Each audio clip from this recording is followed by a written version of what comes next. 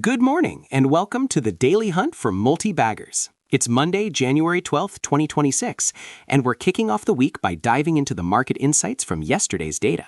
That's right, Ethan. Our AI has been busy sifting through a good number of discussions. We saw quite a few different stocks flagged, with varying levels of community interest. Overall, for the one stock that generated significant debate, the sentiment is definitely bullish on the long-term potential, but with some serious caution flags for immediate entry. Well, let's jump right into it.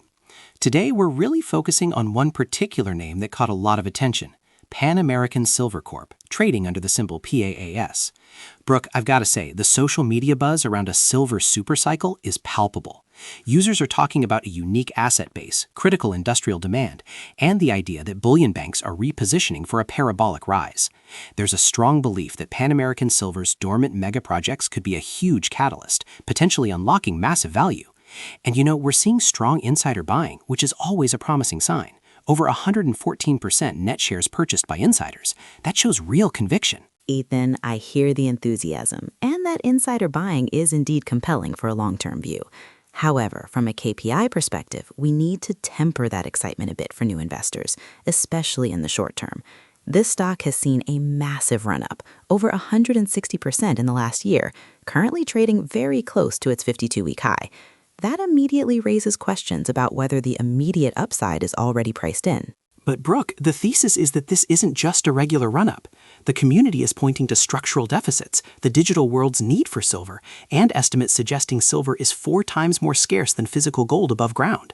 If these mega projects come online, that's a game changer for revenue and cash flow, potentially justifying these higher valuations down the line. I appreciate that potential, Ethan. But let's look at the financials right now. The debt-to-equity ratio for Pan American Silver is extremely high, over 3.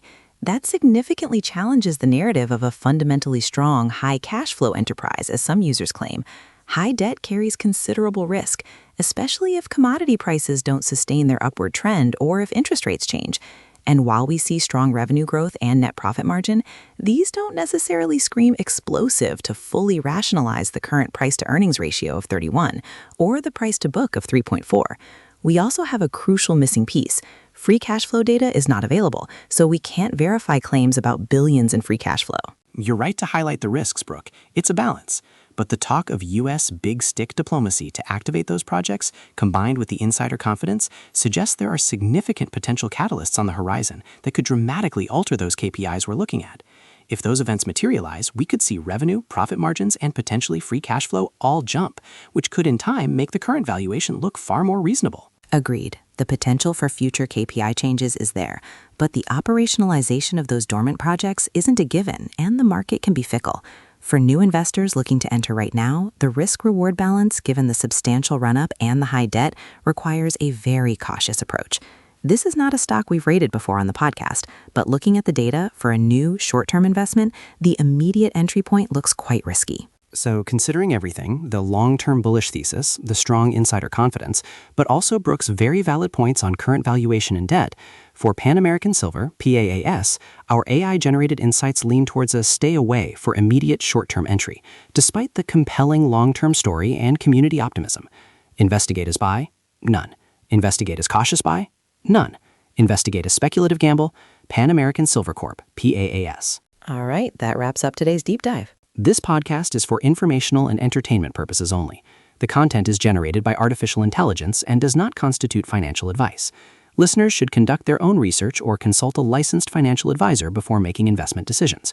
We are not responsible for any losses incurred. The market is a wild place, and knowledge is your best asset. Thanks for tuning in to the Daily Hunt for Multi-Baggers. We'll be back tomorrow with more market commentary and speculative analysis.